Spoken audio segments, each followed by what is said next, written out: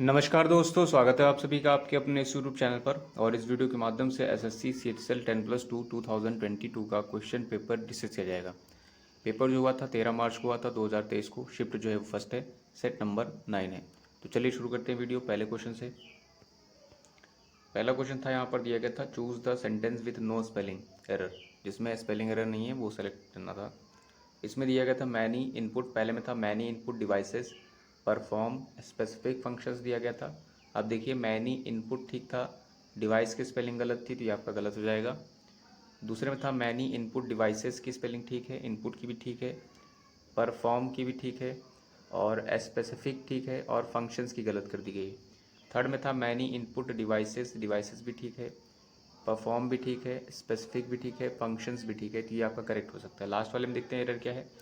Many input devices ठीक है, सही है, परफॉर्म गलत कर दिया गया है यहाँ पर, तो आपका थर्ड वन सही है। नेक्स्ट पर आते हैं, तो यहाँ पर सब्सटीट्यूशन बताना था। The animals of a particular reason, किसी पार्टिकुलर रीजन के एनिमल्स को क्या कहेंगे। पहला था ब्लॉसम, दूसरा था फाइलम, तीसरा था फ्लोरा, चौथा था आपका फौना। ठीक है, ये ब्लॉसम का मतलब खिलना होता है, जैसे फूल वगैरह खिलता है तो उसे ब्लॉसम कहेंगे। फाइलम आपको पता ही है, जो है साइंस के अंदर ये फाइलम जो होता है। और जो फ्लोरा और ये फौना था, फ्लोरा जो होता है किसी जो है पार्टिकुलर रीजन के फ्लावर होते हैं। फ्लावर का मतलब जो है वहाँ पर वेजिटेबल्स होगा, वेजिटेबल्स और प्लांट्स, ठीक है, स्पेशली प्लांट्स कह सकते हैं। फौना आपका क्या होगा, फौना मतलब क्या रहेगा, पार्टिकुलर रीजन के जो एनिमल्स रहेंगे उसके लिए फौना वर्ड यूज़ किया जाएगा, तो आपका फोर्थ वन सही है। यहाँ पर एंटोनिम बताना था इनक्रेडिबल। इनक्रेडिबल का मतलब क्या होता है, अविश्वसनीय, और तारीफ करने के लिए भी इसका पॉजिटिव में इस्तेमाल किया जाता है। तो इनक्रेडिबल का अविश्वसनीय में यहाँ पर एंटोनिम बताना था। पहला था स्टेंड, दूसरा था फारफेज, तीसरा था इम्पॉसिबल, चौथा था आपका बिलीवेबल। अपोजिट में स्टेंड जो दिया गया इसका मतलब खिंचाव, तनाव, ठीक है, मसल्स में खिंचाव, तो इसका मतलब तनाव। वर्ड सेंस में आप यूज़ कर सकते हैं, टेंस सेंस में यूज़ कर सकते हैं, ये आपका नहीं बनेगा। फार फेस्ट का मतलब क्या होगा, अस्वाभाविक, जो कि स्वाभाविक ना हो, मतलब नॉट इजी टू बिलीव भी कह सकते हैं। ठीक है, जैसे अगर जो मैं कहने लगूँ कि मैं रास्ते में जा रहा था और मुझे एक बंदर मिला और उसने मुझे चाय पिलाई, तो ये एक ऐसा फार फेस्ड हो जाएगा ना, फैक्ट, मतलब अस्वाभाविक है कि कोई ऐसा कर सकता है, बाद में पता चला वो मेरा दोस्त ही था। नेक्स्ट इम्प्लॉसिबल, इम्प्लॉसिबल का मतलब क्या हो जाएगा, इम्प्लॉसिबल का मतलब क्या हो जाएगा, ये भी आपका अविश्वसनीय सेंस में होता है, या नॉट इजी टू बिलीव, ये भी आपका इनक्रेडिबल से मैच करेगा, बट सिन्नम में ये मैच कर रहे हैं, अपोजिट में नहीं, तो ये गलत हो गए। बिलीवेबल का मतलब क्या होता है, रिलायबल होगा, डिपेंडेबल होगा, ये आपका विश्वसनीय हो जाएगा, तो ये आपका अपोजिट बन रहा है। इसमें क्या करना था, इसमें मीनिंग बतानी थी फ्रेज, एडियम या फ्रेज की। To keep an eye on, ठीक है, ठीक है, to keep an eye on का मतलब क्या होगा, देखिए यहाँ पर आई का यूज़ किया गया है। टू वॉच ओवर क्लोजली हो जाएगा, to be able to understand everything, और to see someone in a bad light, चौथा था आपका टू कीप डिस्टेंस फ्रॉम। अगर जो आप किसी पर नज़रें रख रहे हैं इसका मतलब क्या है, you are watching over closely, तो आपका फर्स्ट वन सही है। अपोजिट बताना था मीनिंग में। वेन का मतलब आपका व्यर्थ होता है, व्यर्थ मतलब यूजलेस सेंस कह सकते हैं आप, फ्यूटाइल सेंस कह सकते हैं। पहला था इसके लिए प्रोडक्टिव या अनप्रोडक्टिव भी कह सकते हैं। कैलकुलेबल था आपका, हारमोनी था आपका, अनप्रोडिक्टेबल था। अपोजिट में नहीं, अपोजिट सॉरी, अपोजिट मीनिंग बतानी थी। तो ये आपका प्रोडक्टिव है, यहाँ पर उपजाऊ है, मतलब काफ़ी योग्य है, योग्य कह सकते हैं, या फिर काम का है, और यहाँ पर व्यर्थ है और ये आपका उपयोगी है। ठीक है, तो ये आपका प्रोडक्टिव मतलब कुछ दे रहा है, और यहाँ आपका निष्फल सेंस में, तो निष्फल से, तो ये वाला, ये दोनों एक दूसरे के अपोजिट बन जाएंगे। कैलकुलेबल का मतलब जो कैलकुलेट हो सकता है, ठीक है, और क्योंकि ये कैलकुलेट से ही बना हुआ है। हारमोनी का मतलब आपका क्या होता है, सौहार्द होता है। और ये आपका अनप्रडिक्टेबल, जिसको प्रोडिक्ट ना किया जा सके, जिसका आपका प्रोडिक्शन ना हो सके, पूर्वानुमान जिसका ना लगाया जा सके। इसमें इम्प्रूवमेंट बताना था। स्टेटमेंट था people who came into contact with the carrier are in danger of catching the disease, ये दिया गया था। People who came into contact with मतलब जो लोग कॉन्टैक्ट हुए हैं या कॉन्टैक्ट में आए हैं, ठीक है, विद द कैरियर के, ठीक है, आर इन डेंजर ऑफ, वो संकट में है, ठीक है, किस संकट में है, ठीक है, are catching of the disease मतलब उनको डिसीज़ हो सकता है, तो ये दिया गया था। तो यहाँ इन डेंजर ऑफ, ये आपका मीनिंग पूरी दे रहा है, ठीक है, इसके लिए आपका ये गलत तो नहीं था फिलहाल, ये पूरा सही था। इसके लिए ऑप्शन था एट डेंजर्स ऑफ, ठीक है, यहाँ पर देखिए ऐड कर दिया गया है, तो ये आपका गलत हो जाएगा, इन डेंजर होता है आपका। दूसरा इम्प्रूवमेंट ये आपका ये चला जाए क्योंकि ये सही था। तीसरे में देखेंगे तो यहाँ पर ऑफ गलत रखा गया था, इन डेंजर ऑफ, चौथे में आपका फॉर कर दिया गया था, इन डेंजर्स फॉर, ठीक है। तो यहाँ फॉर भी नहीं लगेगा, तो आपका जो एक मिनट ये इम्प्रूवमेंट, क्योंकि ये सही है तो आपका सेकेंड वन सही था इम्प्रूवमेंट, ठीक है। In dangers of catching the disease, ये आपका सेकेंड वन सही है। यहाँ पर क्या करना था, यहाँ पर बताना था हमें रिप्लेस करना सब्स्टिट्यूट ब्रैकेटेड वर्ड का, we opened on a new travel venture, ये दिया गया था। अब देखिए यहाँ पर ओपनड था और इसको सब्स्टिट्यूट करना था, select the option, no correction required यहाँ पर था, ठीक है, और मीनिंगफुली करेक्ट हो। तो ये आपका जो यहाँ पर देख रहे हैं एक प्रीपोजिशन लगा हुआ है, इससे आप हेल्प ले सकते थे। यहाँ पर स्टार्ट सेंस में है, शुरू करने सेंस में है आपका, यहाँ पर ओपन मतलब खोलने सेंस में, तो ये आपका करेक्ट नहीं है। इसके लिए पहले था इम्बार्क था, दूसरा बिगन था, तीसरा आपका इनिशिएटेड, चौथा था आपका करेक्ट नो करेक्शन। तो ये आपका नो करेक्शन तो आपका गलत हो जाएगा, क्योंकि ये आपका गलत है।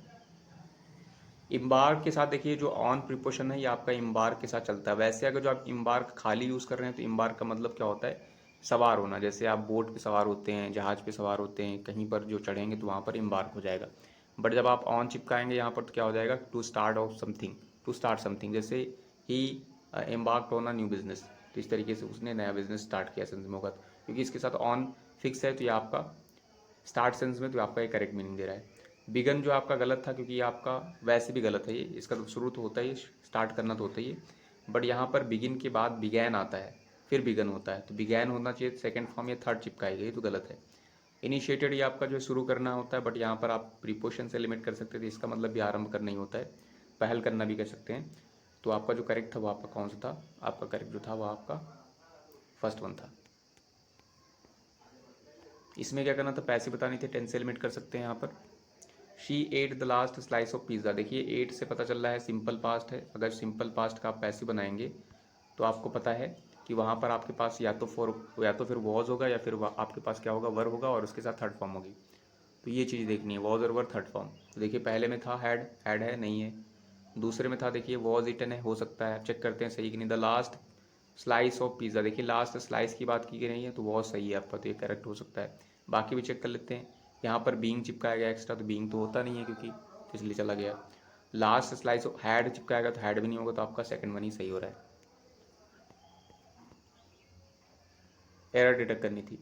इफ़ कन्वेंशनल जो arrangements and patterns are made more scarcer दिया गया था, other arrangements and patterns will spring up, ये दिया गया था। कन्वेंशनल मतलब आपका परंपरागत होते हैं, जो चलते आए हैं। इफ़ कन्वेंशनल जो अरेंजमेंट्स हैं और पैटर्न्स को क्या किया जाए, मोर स्कार्स किया जाए, थोड़ा सा स्कार दुर्लभ कर दिया जाए, ठीक है। तो अदर अरेंजमेंट और पैटर्न थोड़े से स्पष्ट दिखेंगे, ठीक है। विल स्प्रिंग का मतलब होता है एग्जिस्ट, मतलब जो ईजिली क्या हो जाए, वो चीज़ अपीयर हो जाए, ठीक है। तो यहाँ पर देखिए आप यहाँ से रीड करेंगे तो ये क्लॉज था आपका, कंडीशनल क्लॉज है, और ये आपका पूरा नाउन है। यहाँ पर ये एंड से चिपकाया गया दूसरा नाउन है, क्योंकि ये दोनों नाउन प्लूरल है, इसलिए आपका आर है। आर के बाद थर्ड फॉर्म रखी गई, पैसे बनाया गया है। अब यहाँ पर देखेंगे ये वाला पोर्शन, तो यहाँ पर आपका गलत है। ये आपका कंपैरेटिव डिग्री ऑफ एडजेक्टिव में यूज़ किया जाता है मोर, जब आप कंपैरेटिव डिग्री ऑफ एडजेक्टिव बनाते हैं। जैसे जैसे ब्यूटीफुल्स के लिए आप बनाएंगे तो मोर ब्यूटीफुल, ठीक है। जैसे आपको फैट लिखना है तो फैट का फैट, जैसे आपको सपोज करिए फैट नहीं बिग लिखना है, बिग है तो इसके लिए आपका क्या बनेगा, बिगर बन जाएगा। तो यहाँ पर आपका मोर बिगर तो चलेगा नहीं, क्योंकि आप ऑलरेडी इसका बना चुके हैं, इसलिए मोर नहीं लगेगा। वैसे ही सेम सेंस है, ये आपका स्कार्स जो होता है आपका दुर्लभ होता है। ये आपका ये SCRCE, ये आपका PD में होता है, और ER लगा के आप इसका CD बना चुके हैं। तो यहाँ पर दो चीज़ें डबल कंपैरेटिविटी, तो आपका गलत होगा, तो इसका मतलब ये आपका यहाँ से हटेगा। तो एरर कहाँ पर थी, आप फोर्थ में टिक करके आगे बढ़ सकते थे। डोमिसाइल दिया गया यहाँ पर, और यहाँ पर मीनिंग बताना था। डोमिसाइल का मतलब निवास स्थल होता है। पहला था डिक्टेटर, दूसरा होम था, तीसरा इविक था, चौथा आपका वाइल्ड था, ठीक है। डोमिसाइल आपका डिक्टेटर मतलब तानाशाह होता है आपका, ऑटोक्रेट होता है आपका, ठीक है। अनार्किस्ट भी कह सकते हैं आप, अराजकतावादी। होम आपका घर होता है, तो ये आपका मैच कर रहा है डोमिसाइल से। इविक्ट का मतलब बेदखल करना जायदाद संपत्ति से। वाइल्ड मतलब आपका जंगली सेंस में होता है। यहाँ पर हमें क्या करना था, इंप्रूवमेंट बताना था। The students study the diagrams of a plant cell, ये दिया गया था। स्टूडेंट्स प्लूरल है, डाइड आपका V2 बनाया गया, तो सिंगुलर हो प्लूरल हो कोई मैटर ही नहीं करता। बट ये आगे देखेंगे तो यहाँ पर आर्टिकल चिपकाया गया था A और N, ये चिपकाया जाएगा तो ये नाउन जो रहेगा वो आपका उसमें S नहीं रहेगा, यहाँ पर S चिपकाया गया, तो ये आपका गलत था। तो इसके लिए पहला था आपका स्टडी द डायग्राम, ये आपका सही दे रहा है। दूसरे देखेंगे तो स्टडिंग चिपकाया गया, जो कि आपका गलत है, ये तो सही है बट ये गलत है क्योंकि ये आपका एनजी ऐसा नहीं आएगा, यहाँ हेल्पिंग वर्ब होनी चाहिए थी जो कि नहीं है।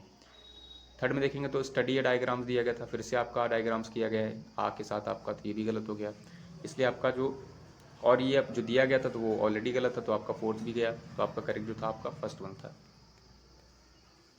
यहाँ पर क्या करना था, ऑर्डर लगाना था, जम्बल्ड थे सेंटेंसेस, ठीक है। ये इजी लग रहा है क्योंकि यहाँ पर स्टोरी की बात की गई। Story, Ram Prince of Ayodhya won the hand of the beautiful princess Sita but was exiled with her and his brother Lakshman for 14 years through the plotting of his stepmother. Plotting मतलब षड्यंत्र। The allies attacked Lanka, killed Ravana and rescued Sita in order to prove her chastity. Chastity मतलब पवित्रता सिद्ध करने के लिए Sita entered fire, ठीक है, but was vindicated by the god and restored to her husband. Vindicated मतलब निर्दोष साबित की गई गॉड के द्वारा और फिर रेस्टोर्ड कर दी गई हर हस्बैंड को। आर में था आफ्टर द कपल्स ट्रायम्फंट, ये जो ट्रायम्फंट दिया गया इसका मतलब विक्ट्री होती है, भारी भरकम शब्द इस्तेमाल किया गया। Return to Ayodhya, Ram righteous rule मतलब उचित न्यायोचित, और inaugurated a golden age of all for all mankind. S में था आपका in the forest Sita was abducted by Ravan, abduct मतलब किडनैप करना होता है, and Ram gathered an army of monkeys and bears to search for her, ये दिया गया था। ये काफ़ी आसान है क्योंकि आपको स्टोरी पता है। तो सबसे पहले कौन सा आएगा, लंका में अटैक किया गया पहले आएगा, ठीक है, या फिर जो है वो अयोध्या वापस आए, ठीक है ये, या फिर जो है वो सीता को रावण ने जो किडनैप किया उसके बाद वो आर्मी इकट्ठा करते हैं, या फिर पी आएगा, राम जो थे अयोध्या के प्रिंस थे, उन्होंने ब्यूटीफुल प्रिंस सीता का जो है क्या किया था, हैंड जो जीता था, हैंड जीता था मतलब स्वयंवर को उन्होंने जीता था।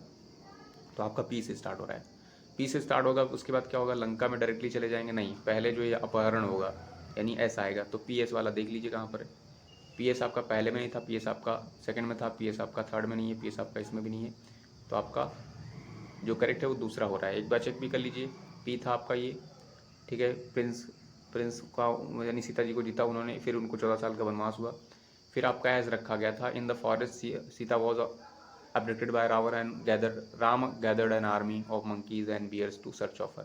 क्यों फिर रखा गया था, अलाई फिर जो है लंका में जाती है, अलाई अटैक करती है, किल्ड रावण को एंड रेस्क्यूड सीता, उसके बाद ये वाला प्रोसेस होता है, फिर आपका आर आते हैं मतलब वापस लौट के आते हैं, तो ये आपका पूरा मीनिंग दे रहा है, तो आपका सेकंड वन सही है। अपोजिट बताना था। फोर्थ राइट का मतलब स्पष्टवादी होता है, निष्कपट आप कह सकते हैं, ठीक है। इसके लिए आपका अपोजिट में पहला था ब्लंट, दूसरा था आपका आर्टलेस, तीसरा था अनकैंडी, चौथा था आपका इनहैबिटेड। ब्लंट का मतलब आपका जिसमें धार ना हो, शार्प ना हो, तो आपका ये नहीं बनेगा। आर्टलेस मतलब जो है आपका चालाक से निहित हो, जिसमें कोई चालाकी ना हो, ठीक है। बट चूंकि हमें यहाँ पर अपोजिट मीनिंग बतानी थी यहाँ पर, तो ये आपका इसका सिनोनिम बनेगा बट अपोजिट नहीं बनेगा। यहाँ कैंडिड मतलब भी स्पष्टवादी होती है, बट आपका ये अनकैंडिड लगा दिया गया, इसका मतलब आपका अपोजिट बना दिया गया, जो आपका स्पष्टवादी ना हो, ठीक है, जो ईमानदार ना हो, निष्कपट ना हो, ठीक है। तो यहाँ निष्कपट दिया गया था तो यहाँ आपका अपोजिट बन जाएगा। यहाँ इन आपका था इनहेबिटेड, जो आपका था अनइनहेबिटेड का मतलब क्या हो जाएगा, यहाँ का मतलब जो हो जाएगा जिसमें कोई रहता ना हो, जो हैबिटेड ना हो, ठीक है। इसकी स्पेलिंग जरा देखिए क्या लिखी गई है।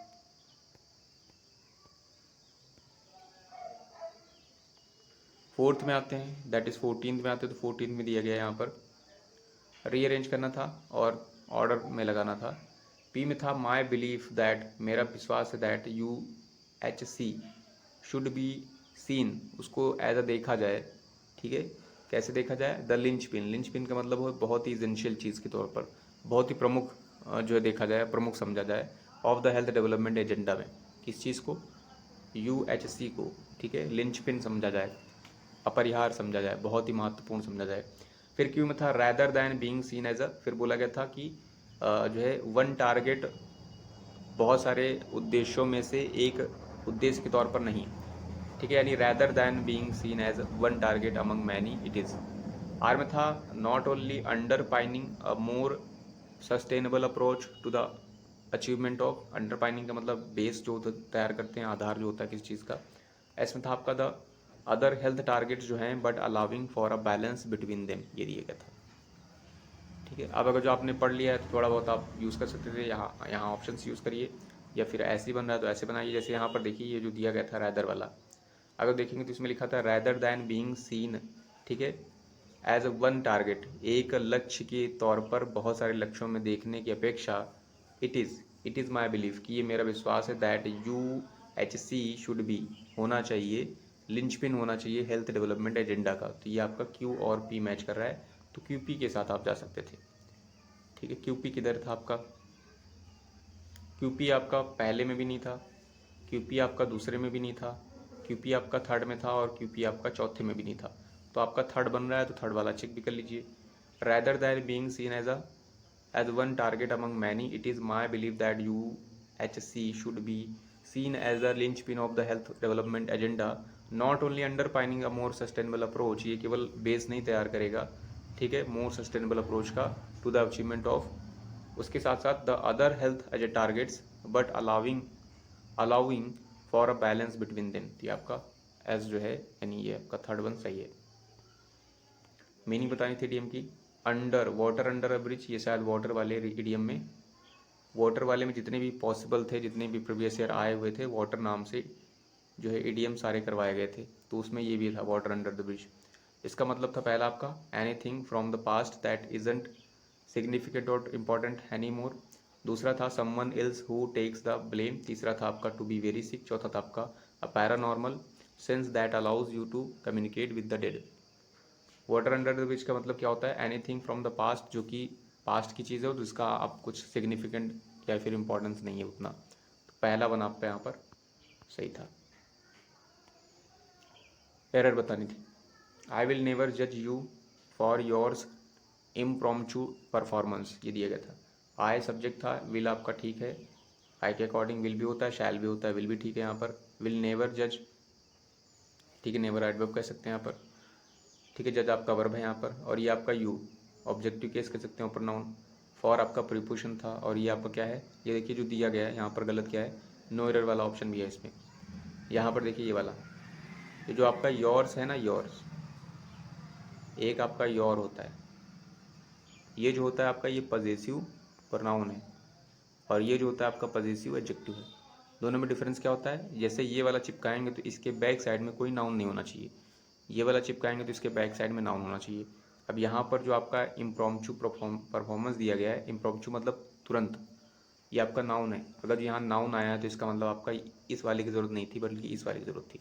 दूसरे शब्दों में ऐसे समझ सकते हैं, जैसे हमने कहा जैसे हमने यहाँ पर योर लिखा, इट इज़, फिर योर, फिर हमने लिख दिया बैग, देखिए ये आपका नाउन है, अगर नाउन आया तो आपका ये वाला आएगा, ठीक है, अगर ये नाउन नहीं रहेगा तो आपका कौन सा आएगा, ये वाला आएगा। जैसे यहाँ लिखते हैं,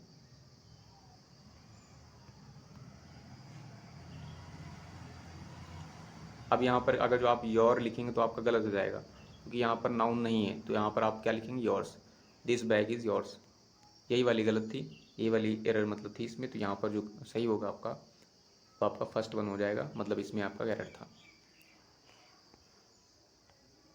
इसमें इनकरेक्टली स्पेल्ड बताना था, हॉलिस्टिक था, मॉल्ट था आपका, रोस्ट था, घोस्ट था। अगर जो नीचे से देखेंगे तो आपका देखिए घोस्ट की स्पेलिंग सही है, रोस्ट की सही है, मॉल्ट की सही है, तो आप पहला वाला टिक कर सकते थे। पहला वाले में वैसे भी गलत है, हॉलिस्टिक की स्पेलिंग होती है HOLISTIC होता है, इसका मतलब समग्र होता है, ठीक है। फिलअप बताना था यहाँ पर, he could feel very every dash N artery in his body, देखिए आर्टरी होती है बॉडी में, और क्या होता है, किसके थ्रू जो है लिक्विड फ्लो करता है या फिर ब्लड फ्लो करता है, ठीक है, तो क्या, लीवर के थ्रू, वेन के थ्रू, बीट के थ्रू, प्लेस के थ्रू, तो यहाँ पर जो होगा वीन्स, आर्टरी और वीन्स को क्या करता है, फील कर सकता था एवरी। यहाँ पर इनडायरेक्ट बताना था, the student said to her I don't remember your name. अब देखिए सेड टू है, इसका मतलब ये चीज़ बदलेगी क्योंकि आपका पास्ट में तो बदलेगा, तो सेड टू को टोल्ड में बदल दिया क्योंकि आपका नॉर्मल सेंटेंस है, मतलब नॉर्मल का मतलब असर्टिव, सब में लिखा गया है। फिर यहाँ पर देखिए टेंस में देखिए कौन सा टेंस है, आई don't remember your name, simple present है, सिंपल प्रेजेंट सिंपल पास्ट में जाएगा, डोंट की जगह डिड होगा। तो किस किस में दिया गया, पहले वाले में दिया गया है, पहला वाला हो सकता है आपका, दूसरे वाले में देखिए डिड दिया गया, नहीं दिया गया, नहीं होगा।